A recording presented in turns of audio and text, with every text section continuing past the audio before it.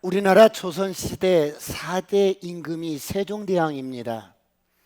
그의 증손자였던 벽계수라고 하는 사람이 있었어요. 벽계수는 많은 양반들이 그 당시에 황진이라고 하는 유명한 기생에 빠져서 맥을 못 춘다는 소리를 듣고 비웃었습니다. 치질이도 못난 사람들 같으니라고. 어찌하여 군자가 일개 기생에게 빠져서 쩔쩔매는고. 내 친히 황진이를 만나보리라. 벽계수는 큰 소리를 친 후에 황진이가 있는 송도로 갔습니다. 이 소식을 들은 황진이는 보름달이 휘영청 환하게 뜬 밤에 숲속의 그 정자에 딱 앉아서 시 한 수를 읊습니다. 여러분들도 잘 아시는 시일 겁니다. 청살리 벽계수야, 수의감을 자랑 마라. 일도 창해하면 돌아오기 어려우니 명월이 망공산하니 쉬어간들 어떠리. 벽계수 씨, 뭘 그리 황급히 가시나요? 물이 바다에 도착하면 다시 돌아올 수 없듯이 우리 인생도 한 번 가면 그만인데 나 명월이가 여기 있으니 함께 즐겨보면 어떤가요? 그런 뜻입니다. 벽계수는 이 소리를 듣고 놀라서 이렇게 뒤를 돌아보는데 황진이가, 그 절색 미인 황진이가 환한 모습으로 웃고 있는 거예요. 자기를 쳐다보고 있는 거예요. 그 아름다운 모습에 넋이 나가버린 거야. 벽계수가 멍 때린 거예요. 황진이를 쳐다보다가 그만 멍해서 말에서 떨어졌어요. 이것을 본 황진이가 박장대소하면서 벽계수라는 남자도 별 수 없군, 그러면서 그 자리를 떠났다고 합니다. 벽계수는 이 사건을 한평생 매우 부끄러워하면서 살았다고 합니다. 사랑하는 성도 여러분, 이 세상 유혹이 많은 세상입니다. 누가 세상의 유혹을 이길 수 있겠습니까? 누가 육신의 본성을 이길 수 있겠습니까? 누가 안목의 정욕, 육신의 정욕을 이길 수 있겠습니까? 그러므로 성경은 말씀합니다. 잠언서 4장 23절 다 같이 합독합니다. 시작. 모든 지킬 만한 것 중에 더욱 내 마음을 지키라.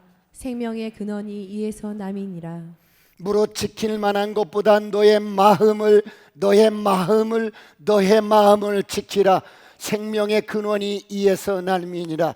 그러므로 사람은 마음을 어떻게 먹느냐에 따라서 그 사람의 운명이 결정이 됩니다. 우리가 어떻게 마음을 먹느냐에 따라서 한 영혼이 살기도 하고 죽기도 합니다. 우리가 마음을 어떻게 먹느냐에 따라서 올 한 해 의미 있는 인생을 살 수도 있고 무의미하게 인생을 살 수도 있습니다. 우리가 마음을 어떻게 먹느냐에 따라서 올 한 해 하나님 앞에 충성되게 살아갈 수도 있고 하나님을 대적하는 반역자로 살아갈 수가 있습니다. 그러므로 하나님께 저와 여러분의 마음을 다하시길 축원합니다. 마음을 다하시길 축원합니다. 이번 주는 잠시 멈추었던 1월 달에 다른 설교를 이렇게 했는데요. 이번 주부터는 사무엘하를 계속해서 설교해 나가겠습니다. 사랑하는 성도 여러분, 다윗은 아들 압살롬이 죽은 후에 예루살렘으로 돌아옵니다. 다윗이 예루살렘으로 돌아오는데 또다시 다른 사람이 반란을 일으킵니다. 다윗을 따르던 세바라는 사람이 사람들을 선동합니다. 오늘 본문 1절 2절을 보겠습니다. 다 같이 합독합니다. 시작. 마침 거기에 불량배 하나가 있으니 그의 이름은 세바인데 베냐민 사람 비그리의 아들이었더라. 그가 나팔을 불며 이르되 우리는 다윗과 난을 분 깃이 없으며 이새의 아들에게서 받을 유산이 우리에게 없도다. 이스라엘아 각각 장막으로 돌아가라 하매 이에 온 이스라엘 사람들이 다윗 따르기를 그치고 올라가 비그리의 아들 세바를 따르나 유다 사람들은 그들의 왕과 합하여 요단에서 예루살렘까지 따르니라. 여러분, 지금 다윗이 망명길에서 돌아오는데 마음이 편하지 않습니다. 왜요? 사랑하는 아들 압살롬이 죽었기 때문입니다. 내 가슴에 배신과 거역의 칼을 박았지만 내 아들입니다. 그 아들이 여러분 죽었어요. 그런데 여러분, 반역을 하는 그 목적이 뭐예요? 자신이 스스로 왕이 되는 것입니다. 여러분, 반역은 존재에 대한 도전입니다. 왕을 그대로 놔두고 반역하는 게 아니라 반역의 목적은 왕을 처리하고 내가 왕이 되는 것입니다. 사랑하는 성도 여러분, 하나님이 다윗을 왜 왕으로 세웠겠어요? 베들레헴 들판에서 아무것도 가진 것 없는 아버지 양 몇 마리를 이렇게 치는 목동을 왜 하나님이 이스라엘 나라의 왕으로 세우셨겠어요? 왜 오늘 저와 여러분을 지금 이 시대 이 땅에 살게 하셨을까요?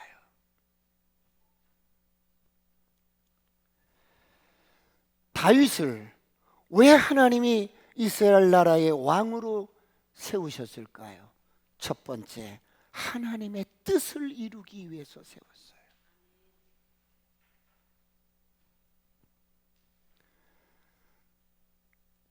하나님께서는 다윗을 통해서 하나님의 뜻을 이루시려고 그 베들레헴의 양치는 목동, 정말 개구리 같은 인생, 존재감도 없는 인생, 그런 인생을 붙들어서 이스라엘 나라의 왕으로 세우셨습니다.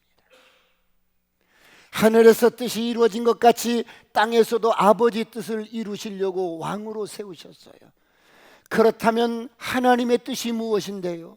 이 땅의 모든 백성들이 죄로 인하여 신음하고 고통 가운데 살고 그렇게 살다가 죽어 심판받는 이 불쌍한 인생들을 구원하시는 것이 아버지의 뜻이었습니다. 그러므로 마태복음 1장 23절은 이렇게 말씀합니다. 다 같이 합독합니다. 시작.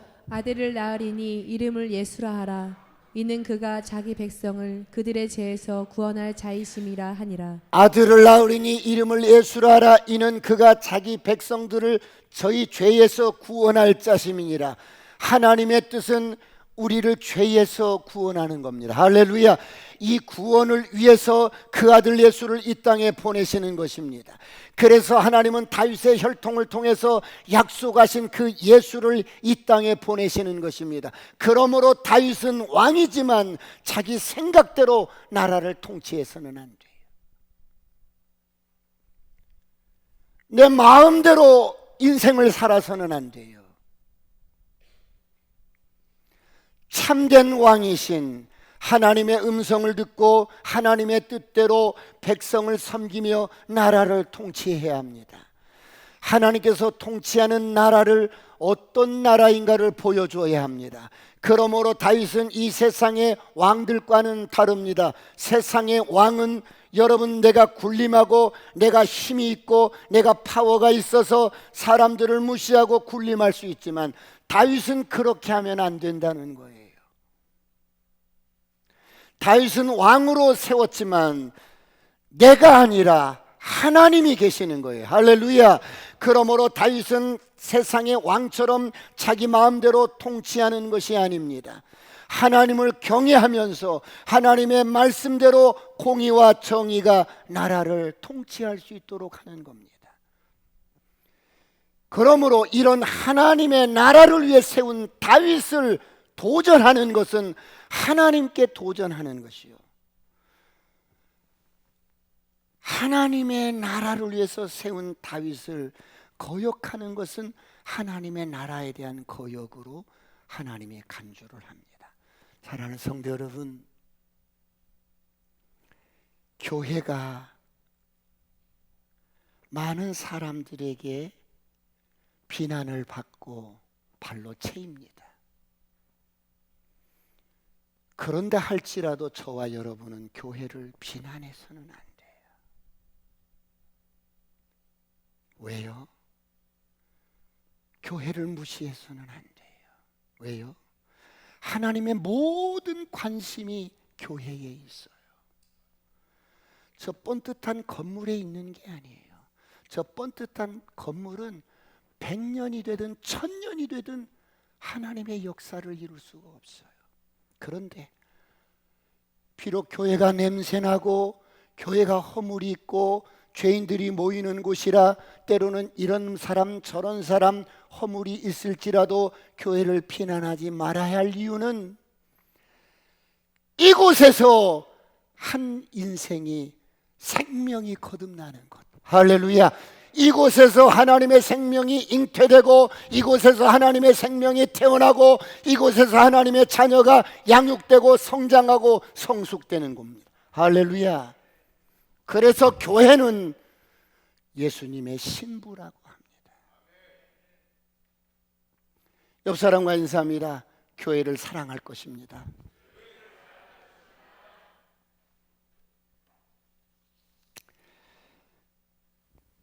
그래서 다윗은 사울 왕에게도 도전을 하지 않습니다.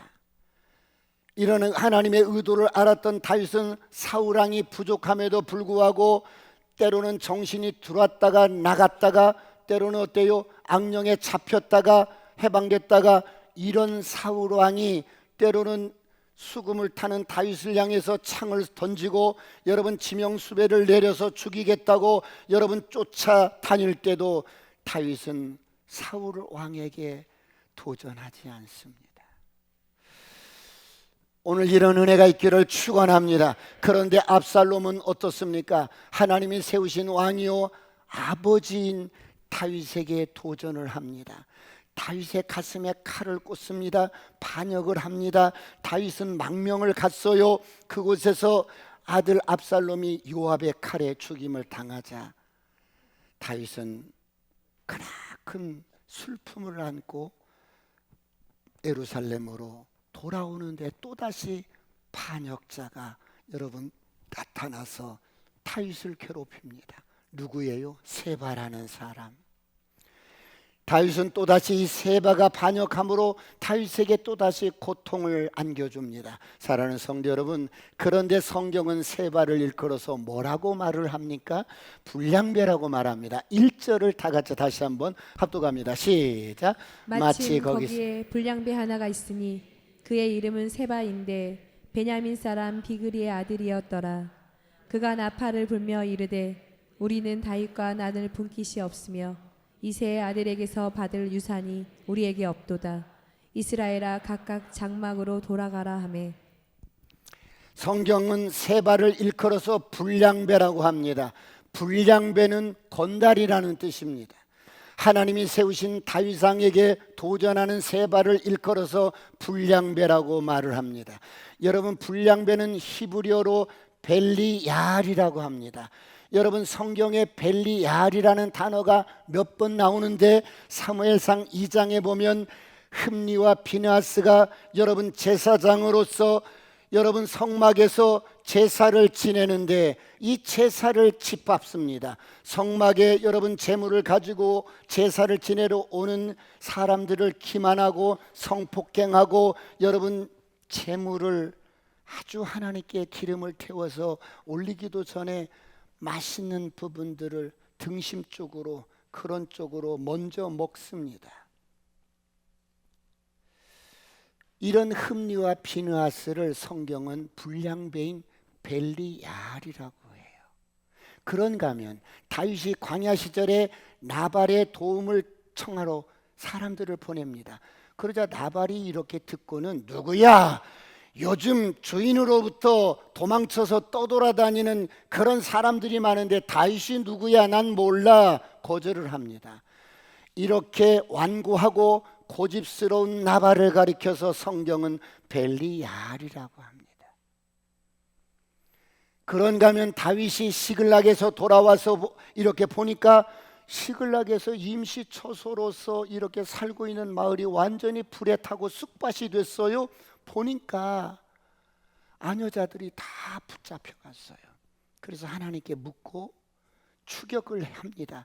그래서 이 아멜렉을 여러분 추격을 해서 노획물과 잃어버린 것들을 찾아오는데 이 부솔 시내가에 200명 정도가 데이빗 우리 너무 지치고 힘들어서 못 가겠어. 그러고 남아있었던 군사들 200명 정도가 있었어요. 그 200명 정도에게 이제 노획물을 가지고 싸웠던 사람들이 가지고 오는데, 저들은 시냇가에서 놀고 쉬고 있었는데 우리는 열심히 가서 노획물을 이렇게 가지고 오니까 저들은 나눠줄 필요 없어. 이건 우리끼리만 나누면 돼. 이렇게 말하는 이들을 가리켜 벨리알이라고 해요. 여러분, 이렇게 벨리알이라고 불리는 사람들의 공통적인 특징이 있어요. 그게 무엇입니까? 바로 하나님을 믿어도 내 자신이 왕이야. 하나님을 믿어도 나밖에 몰라. 하나님을 믿어도 아주 이기적이야. 하나님을 믿어도 내 배만 채우는 거야. 하나님을 믿어도 고집스럽습니다. 하나님을 믿어도 한 번도 내 뜻을 꺾지 않고 여러분 내 마음대로 인생을 사는 거예요. 사랑하는 성도 여러분, 오늘 저들만 그럴까요? 오늘 여러분은 어떻습니까? 많은 사람들이 예수를 믿고 교회를 다녀도 벨리알처럼 사는 사람들이 부지기수입니다. 바로 하나님을 믿어도 내가 내 인생의 주인인 사람들이 많아요. 자기만 아는 사람들이 많아요. 이기적인 사람들이 많아요. 자기 배만 채우는 사람이 많아요. 예수 믿고 수삼 년이 됐는데 더 고집스러운 사람이 많더라는 거예요.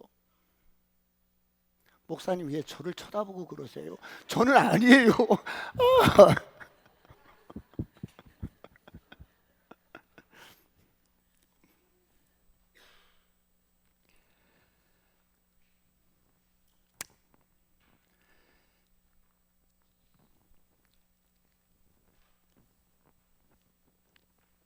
불량배인 세바가 오늘 어떻게 합니까?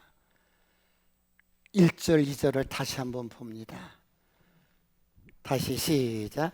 마침 거기에 불량배 하나가 있으니 그의 이름은 세바인데 베냐민 사람 비그리의 아들이었더라. 그가 나팔을 불며 이르되 우리는 다윗과 난을 분깃이 없으며 이새의 아들에게서 받을 유산이 우리에게 없도다. 이스라엘아 각각 장막으로 돌아가라 하매 이에 온 이스라엘 사람들이 다윗 따르기를 그치고 올라가 비그리의 아들 세바를 따르나 유다 사람들은 그들의 왕과 합하여 요단에서 예루살렘까지 따르니라. 여러분, 다윗을 따를 필요가 없습니다. 다윗과 우리는 나눌 분깃이 없어요. 여러분 나를 따르시오. 그리고 어때요? 이 세바가 사람들을 선동해서 여러분 남북으로 쫙 사람들의 마음을 갈라지게 만들어요. 그래서 많은 사람들이, 다윗을 따르던 사람들이 세바를 따라서 북쪽 이스라엘로 갑니다. 지금 이스라엘 나라의 분위기가 그냥 이렇게 분열의 위기에 놓여 있어요. 여러분, 그때만 그런 게 아니라 지금도 그러잖아요. 사람 사는 곳에는 이런 갈등과 이런 거역들이 늘 함께하는 거예요. 오늘 선포합니다. 떠나갈지어다, 떠나갈지어다. 그런데 하나님은 어떻게 하십니까? 지나칠 정도로 다윗 편을 들어주십니다. 결국 반란을 일으켰던 이 세바가 어떻게 됩니까? 오늘 본문 22절을 보겠습니다. 다 같이 합독합니다. 시작. 이에 여인이 그의 지혜를 가지고 모든 백성에게 나아가매 그들이 비그리의 아들 세바의 머리를 베어 요압에게 던진지라. 이에 요압이 나팔을 불매 무리가 흩어져 성읍에서 물러나 각기 장막으로 돌아가고 요압은 예루살렘으로 돌아와 왕에게 나아가니라. 이렇게 여러분 선동했던 세바가 결국 여인의 손에 의해서 목이 잘려집니다. 여러분 무엇을 의미합니까? 하나님의 뜻이 아닌 것은 이렇게 허무하게 끝난다는 거예요.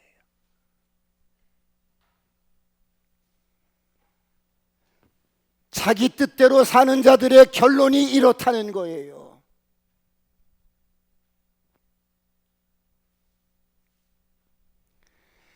그러므로 하나님을 사랑하고 하나님의 말씀을 사랑하는 저와 여러분이 되시길 축원합니다. 축원합니다. 옆 사람과 인사합니다. 아싸, 꿈 같은 일이 일어납니다. 이제 다윗이 예루살렘 궁으로 들어왔습니다. 그런데 예루살렘 궁으로 돌아온 다윗이 첫 번째 하는 일이 뭐였어요? 두 번째, 자기가 뿌린 것을 거둡니다.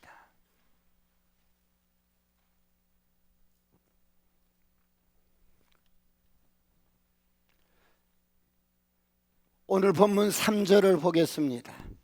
다윗은 자기가 뿌렸던 것을 어떻게 거둡니까? 3절 다 같이 합독합니다. 시작. 다윗이 예루살렘 본궁에 이르러 전에 머물러 왕궁을 지키게 한 후궁 10명을 잡아 별실에 가두고 먹을 것만 주고 그들에게 관계하지 아니하니 그들이 죽는 날까지 갇혀서 생갑으로 지내니라.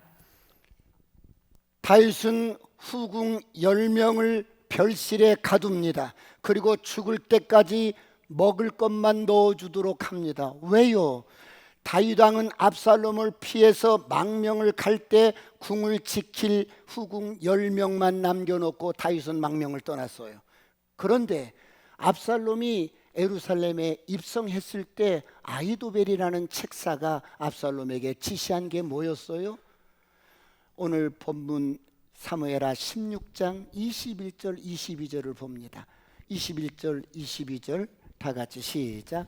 아히도벨이 압살롬에게 이르되 왕의 아버지가 남겨두어 왕궁을 지키게 한 후궁들과 더불어 동침하소서. 그리하면 왕께서 왕의 아버지가 미워하는 바 됨을 온 이스라엘이 들으니 왕과 함께 있는 모든 사람의 힘이 더욱 강하여지리이다 하니라.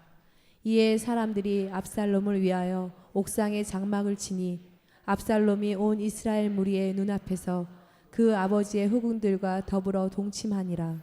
압살롬은 자신이 이제 진짜 이스라엘 왕이라는 것을 여러분 증명이라도 하듯이 선포하기라도 하듯이 객기를 부립니다.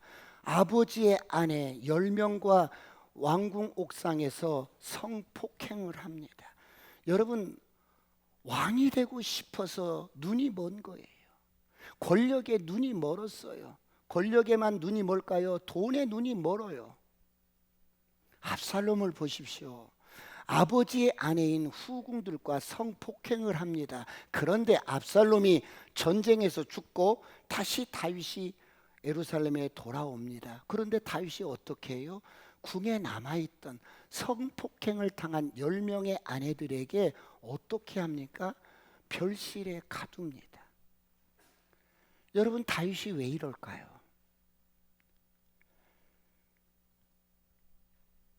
다윗이 왜 이러지요?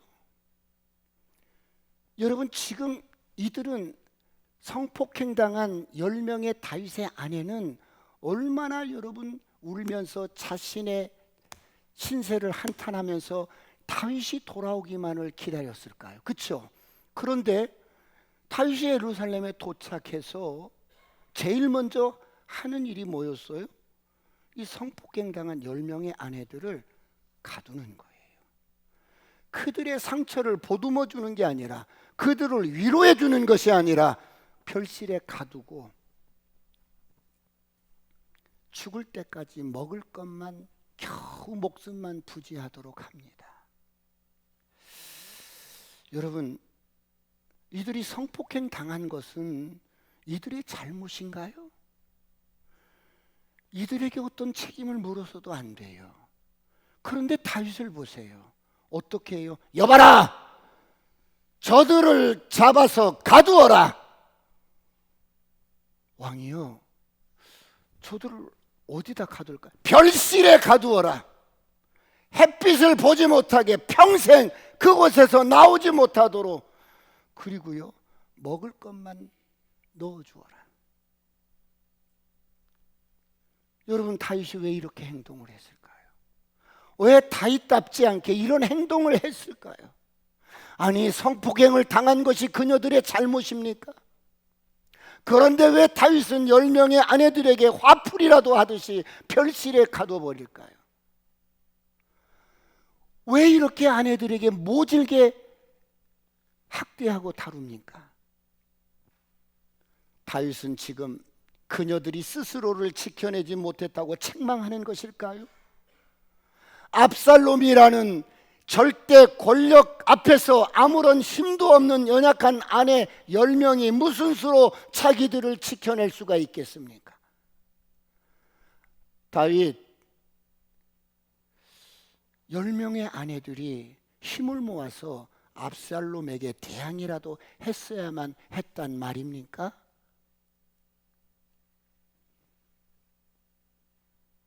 다윗의 이런 행동이 이해할 수가 없습니다. 여봐라, 저들을 모두 가두어라. 별실에 가두도록 하라. 그리고 햇빛을 쬐지 못하게 죽을 때까지 먹을 것만 넣어줘라. 이들을 이제 별실로 이르게 가두기 위해서 데리고 가는데, 다윗 왜 이러세요? 당신이 도망갈 때 우리도 데리고 갔더라면 이런 일은 일어나지 않았을 거 아닙니까? 그런데 왜 그러지 않고 이제 와서 우리를 이렇게 가혹하게 학대하는 거예요? 도대체 왜 그러세요? 우리가 무슨 잘못을 했다고? 다윗 왜 그러십니까? 성폭행 당한 것도 억울한데 지금 다윗에게 또다시 학대를 당합니다. 별실에 갇혀서 평생을 생갑으로 살아야 합니다. 사랑하는 성도 여러분, 10명의 다윗의 아내들에게 여러분 정말 이것은 가혹하고 안타까운 일이지만 사실 이것도 예견된 일이었어요. 다윗이 밧세바를 은밀하게 간음하고 우리아를 전쟁터에서 여러분 죽였을 때 사무엘하 12장 9절로 12절은 이렇게 말씀해요. 다 같이 합독합니다. 시작. 그러한데 어찌하여 내가 여호와의 말씀을 업신여기고 나보기에 악을 행하였느냐? 내가 칼로 햇사람 우리아를 치되 암몬 자손의 칼로 죽이고 그의 아내를 빼앗아 내 아내로 삼았도다.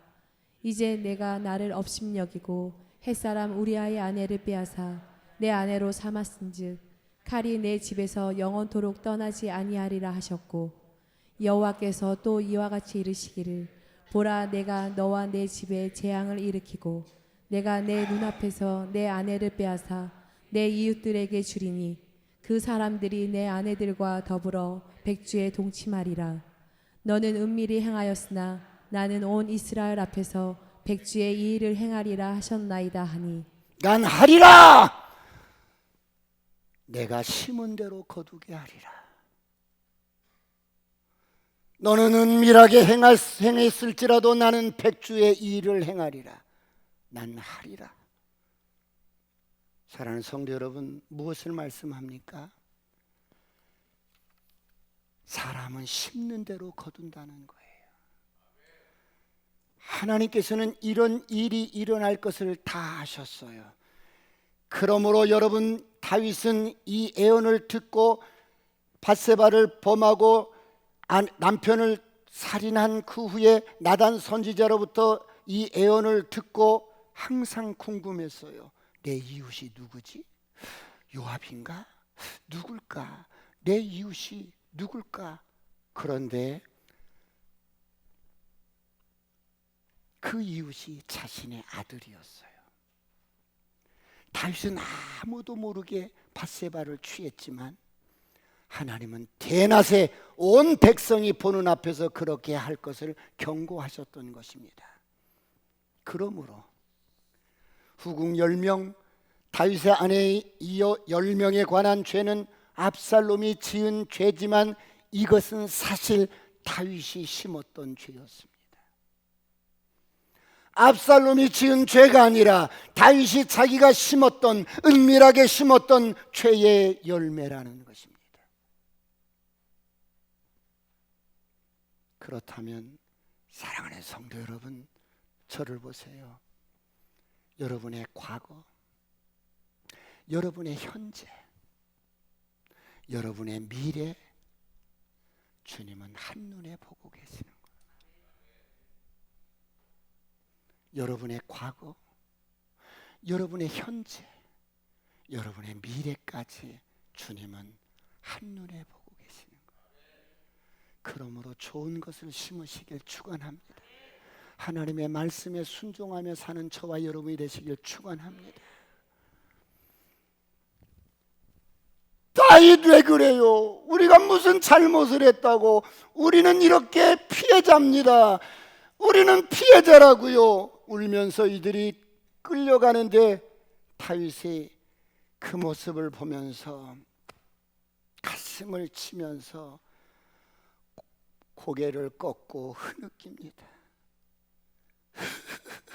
주님, 저것이 내 죄의 열매입니다. 저를 불쌍히 여겨주세요. 내가 심은 나의 죄악의 열매들입니다. 내 탓입니다. 내가 뿌렸던 나의 죄의 열매들입니다. 주님 미안합니다. 주님 죄송합니다. 갈 길 몰라 우리 찬양 한 장 드릴까요?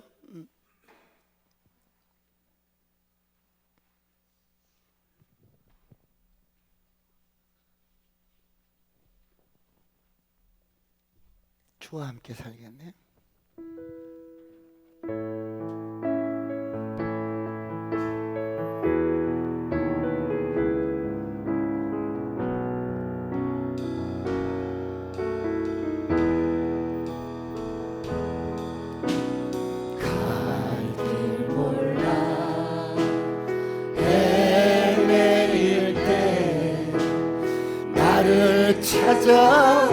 찾아오신 주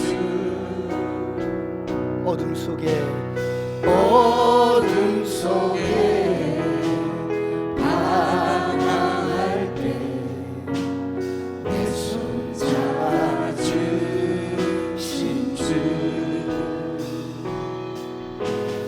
눈물 마른 세상 길에 닦아주며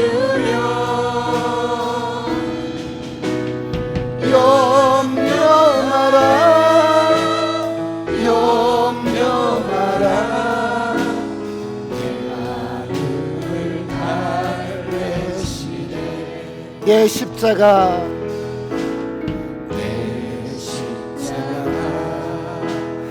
내가 지고 주님 따라가는 길 내 마음이 무너지고 내 몸 지쳐 쓰러질 때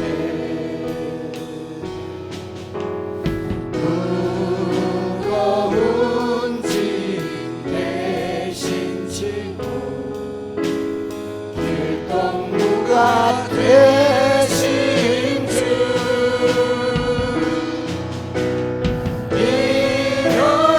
일어나라 일어나라 내가 너와 함께하리. 다윗 왜 그러세요? 우리가 무슨 잘못이 있어요? 왜 이렇게 우리를 학대하는 거예요? 다윗은 10명의 아내들의 울부짖는 소리를 들을 때마다 자신의 죄가 밟히는 거야. 잊었던 죄가 생각나는 거야.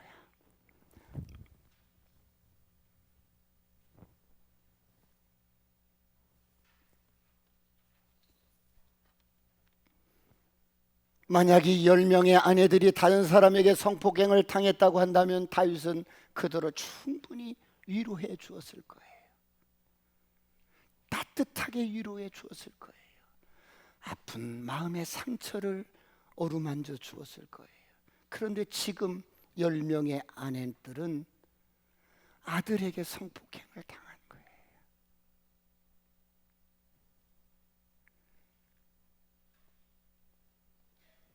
그들이 평생 별실에 갇혀서 눈물 짓고 죽지 못해서 사는 인생을 바라보면서 다윗은 무엇을 생각하고 바라봤을까요? 마지막 세 번째, 하나님께서 약속하신 구세주이신 메시아를 바라봤을 거예요. 그래, 우리 인생은 너나 나나 소망이 없어. 십자가의 예수만이 우리의 소망이야.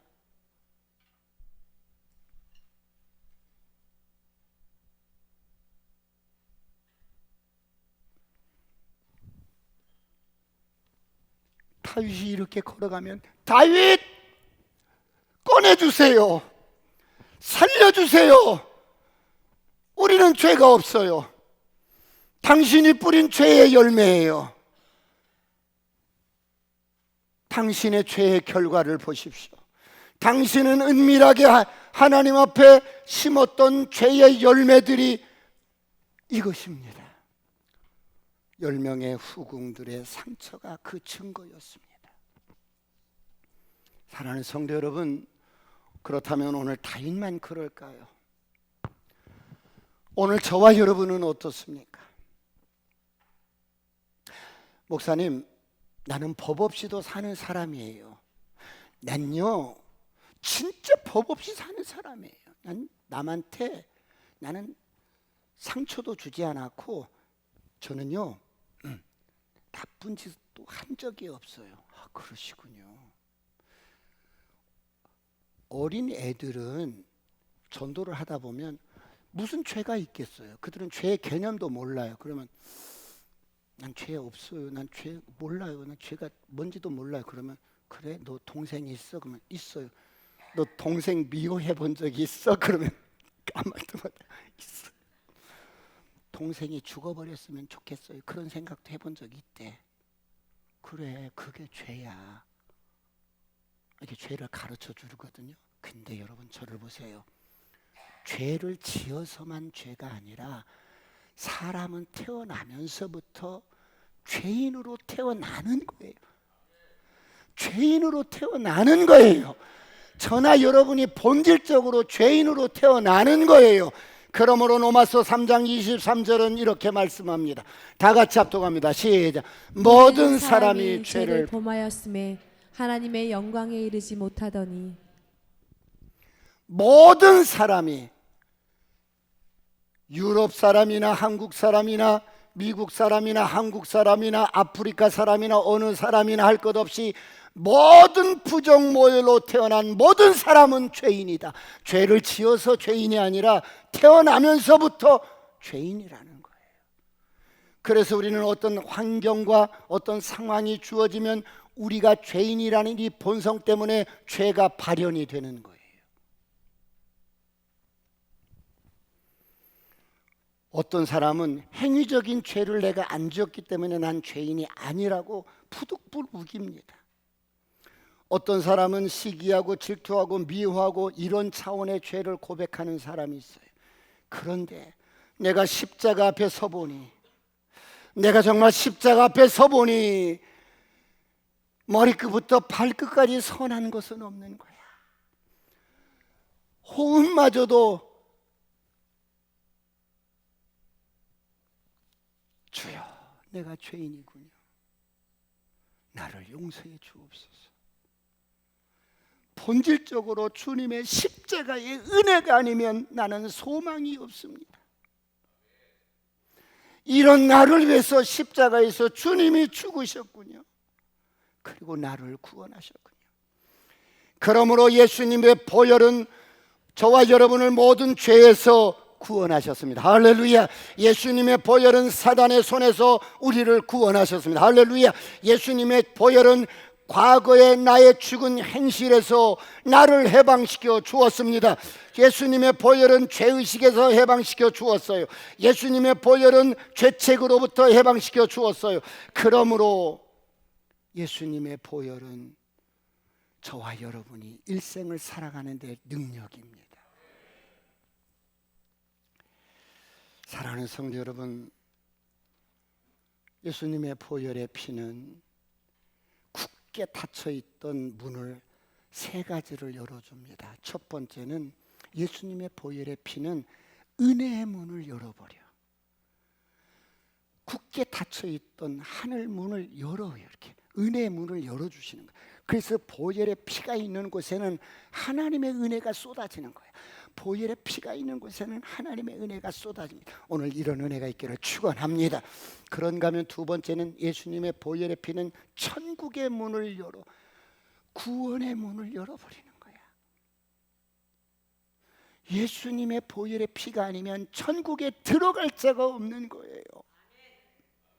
세 번째, 예수님의 보혈의 피는 하늘 아버지의 마음의 문을 열어버려. 그래서 내 아들 예수의 피가 있는 곳에는 늘 아버지의 자비와 아버지의 긍휼과 아버지의 은혜가 늘 쏟아지는 거예요. 이런 한 해가 되시길 축원합니다. 여러분, 예수 그리스도의 보혈의 피가 오늘 저와 여러분에게 이렇게 덮여지면 저주가 떠나가요. 어둠이 떠나가요. 심판이 떠나가요. 여러분 모든 죽음의 영이 떠나가요. 오늘 회복되는 역사가 있기를 축원합니다. 마지막으로 다윗이 시편에 많은 노래들을 이렇게 지었어요. 그리고 사무엘 상하를 일컬어서 보면 거의 다윗 이야기예요. 그런데 이런 다윗이 한 가지 어떻게 하나님을 알았냐면 밧세바 사건의 그 사건 속에서도 하나님은 전지전능하셔. 이 하나님을 머리로만 알았어. 하나님은 전능하신 분이야. 하나님은 전지하신 분이야. 이렇게 머리로만 알았던 거예요. 그래서 하나님이 전지하시고 전능하시다는 것을 머리로만 알았기 때문에 다윗이 아무도 모르게 밧세바를 성폭행하는 거예요. 그리고 아무도 모르게 남편 우리아를 죽이는 거예요. 아무도 몰랐어. 누구도 몰랐어. 하나님도 모르는 것 같았어. 그래서 완전 범죄를 그렇게 했던 거예요. 왜? 하나님에 대해서 전지전능하시다는 사실을 알았지만 머리로만 아는 거야. 머리로만 아는 거야. 그래서 그런 죄를 은밀하게 저질렀어요. 그리고 난 후에 이런 사건들을 경험하면서 밧세바 사건을 경험하면서 다윗이 어떤 고백을 하냐면 시편 139편 1절 2절 한번 보겠습니다. 시작. 여호와여 주께서 나를 살펴보셨으므로 나를 아시나이다. 주께서 내가 앉고 일어섬을 아시고 멀리서도 나의 생각을 밝히 아시오며. 여러분, 여호와여 주께서 나를 아시는데 앉고 일어섬도 그리고 뭐예요? 내 입의 말에 혀의 말도 그리고 나의 생각도 모든 것을 다 아시는 분이라는 고백을 하는 거예요. 이 고백이 그냥 된 게 아니라 여러분 처절하게 밧세바 사건을 통해서 아무도 모르게 은밀하게 행한 것을 하나님은 아시고 들춰내서 그 죄의 대가를 거두게 함으로 이런 대가를 지불하면서 하나님이 전지하신 분이구나, 전능하신 분이구나, 하나님이 다 아시는구나, 그런 하나님인 것을 경험하게 되는 거예요. 여러분, 하나님이 전능하시고 전지하신 분이에요. 저와 여러분을 잘 아셔요. 어느 만큼 아시는 줄 아세요? 저를 보세요. 눈을 뜨세요. 내 머리카락 나는 몰라 몇 개인지. 우리 교회 미장원 원장 하시는 집사님들 계시는데 매일 머리를 만져도 머리 개수를 몰라. 근데 하나님은 우리 머리 개수를 아시는 분이야. 그렇게 전능하신 분이라는 거예요. 그분 앞에 늘 진실하게, 늘 여러분 순수하게 말씀으로 믿음으로 사시길 축원합니다. 혹시 우리 마음속에 어둠이 찾아오거나 우리 마음속에 어떤 여러분 어둠이 있다면 하나님 앞에 바로 고백하면서 그분 앞에 올려드리면서 늘 하나님과의 복된 관계가 있기를 축원합니다. 마지막으로 그러면 저를 보세요. 별스럽지 않은 거야. 이건 죄도 아닌 것 같아. 왜? 내 마음속에 살짝 살짝 누군가를 좀 이렇게 미워하고 섭섭한 마음이 있는데 별것도 아니야. 별것도 아닌데 이것을 계속 회개하는 거야. 하나님 용서해 주세요. 로마, 이태리에 가면 아시스라는 지역에 장미밭이 있어요. 이렇게 장미. 장미는 꽃이 아름답지만 장미를 함부로 이렇게 꺾을 수는 없어요. 왜? 가시가 있으니까. 그래서 장미는 가시가 또 여러분 상징이잖아요. 근데 그 아시스의 그 지역에는 장미밭이 있는데 그 장미밭은 가시가 없대. 그래 왜 가시가 없냐고 사연을 들어보니까 성 프란시스코가 별것도 아닌 거, 별것도 죄로 여겨서도 안 될 그 죄 같지도 않은 것 가지고 하나님 앞에 회개하면서 하나님 내가 이런 생각을 하고 이런 잘못을 했기 때문에 하나님 제가 저 장미 가시밭에 내가 뒹굴겠습니다. 내 몸을 학대해서라도 뒹굴겠습니다.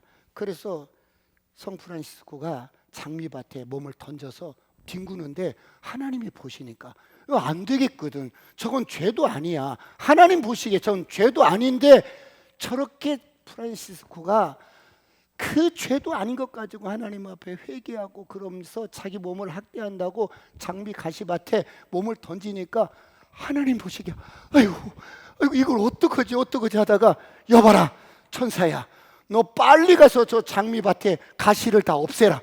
그래서 그 장미밭은 가시를 다 없애버린 거예요, 천사가. 그 지금도 그 장미밭은 가시가 없어요. 그래? 그래서 사람들이 관광객들이 꽃 그리고 그 다른 지역에서 온 사람들이 이 장미밭 특이하네. 그럼 나도 한 뿌리 캐다가 우리 정원에 심어볼까? 우리 지역에 심어볼까 하고 옮겨 심으면 가시가 막 나는 거야. 여러분, 저와 여러분은 정말 어디를 가나 가시 같은 사람이 아니라 어디 가나 정말 하나님의 은혜로 하나님의 풍성한 은혜로 그렇게 살아가는 올 한 해가 되시길 축원하 기도하시겠습니다. 통성으로 기도할 때 하나님 도와주십시오. 정말 우리 인생 한 번뿐인데 하나님 보시기에 하나님 십자가 없이는 내 인생 의미가 없습니다. 오늘 다윗은 십자가를 바라봅니다. 은밀하게 지었던 죄의 열매를 거두면서 하나님 용서해 주십시오. 내가 이런 인생이었습니다. 주여 담창하시고 통성으로 간절히 기도하시겠습니다.